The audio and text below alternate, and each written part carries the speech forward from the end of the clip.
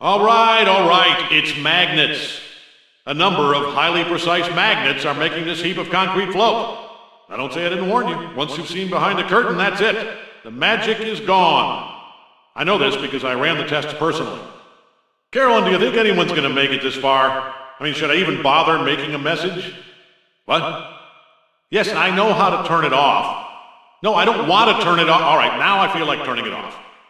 Carolyn, hold my calls. I need to go see a man about a mule. What was that? All right, good. Mule. Gonna go see him in the bathroom. Back in 10. Cave Jonson again, just a heads up. This next test, dangerous. So if you get hurt, there's a first aid station close by.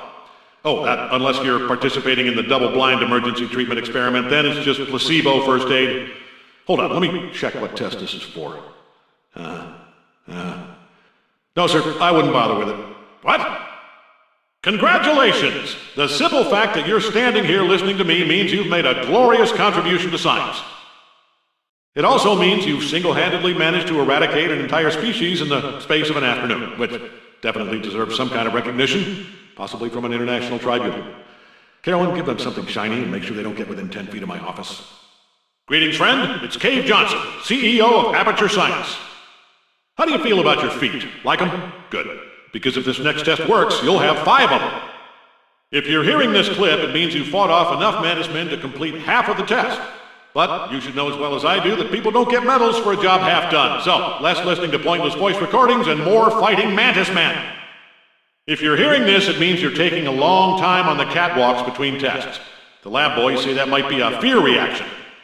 I'm no psychiatrist, but coming from a bunch of eggheads who never did anything more brave than read a big book, except for Greg, who fought a bear once, but he's not the point here.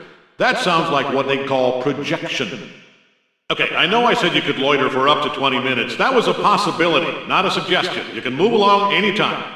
And for the love of science, do not touch the upholstery.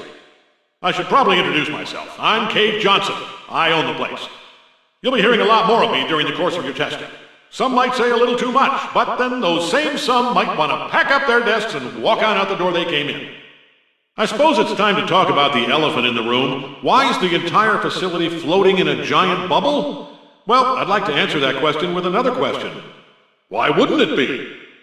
There, that'll keep the majority satisfied for a few minutes.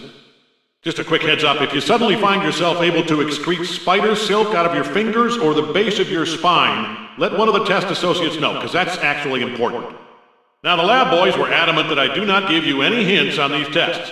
To be honest, they think I'm spoiling the results just by talking to you. Heisenstein, uncertainty, principles, and so forth. I'll give them something more practical to be uncertain about, their next paycheck. Anyway, overruled. If you think I'm affecting your decisions in any way, don't be afraid to speak up. I'm not made of glass. That reminds me, Carolyn, do we have a wing made out of glass yet? Let's get on that, Carolyn. One of those mantis men you're happily wailing on used to work here in our human resources department. A little ironic, don't you think? What? Well, how was I supposed to know he was your brother? Twins, you say? So you might be wondering, why you? Simply, human test subjects get better scientific results than animals. Why? Well, for one, your tramps, lunatics, foundlings, what have you, can bring problem-solving ability to test environments with a facility that shames lower ruminants. For another, you have thumbs. Still wondering what makes the facility float, huh? All right, I guess you've earned an explanation. It's surprisingly simple, really. To be honest, it's so simple that I'm not sure you really want to hear it. You probably won't believe me because you'll think that's too simple. Cave, you'll say, I wasn't born yesterday. I've been to space for crying out loud. And you'd have a point, so forget I said anything.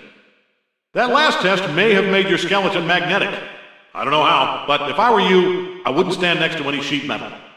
Those of you who volunteered to be injected with praying mantis DNA, I've got some good news and some bad news. Bad news is we're postponing those tests indefinitely. Good news is we've got a much better test for you, fighting an army of mantis men. Please move to the designated marker and assume your chosen combat stance. You'll know when the test starts. Welcome. All volunteers for the praying mantis test should approach the information panel where you'll find a happy little button that'll get things started. There may also be an identical fake button which is wired directly into the mains. If there is, then pressing the correct one is your first test, and possibly last. Welcome, gentlemen, to Aperture Science. Astronauts, war heroes, Olympians, you're here because we want the best and you are it. So, who's ready to make some science? You might have noticed some safety warnings on the walls. Just ignore them. I keep telling the bean counters danger is just a natural part of science, but boy, they don't want to hear it. It's like telling a paradox to a robot, makes their heads explode.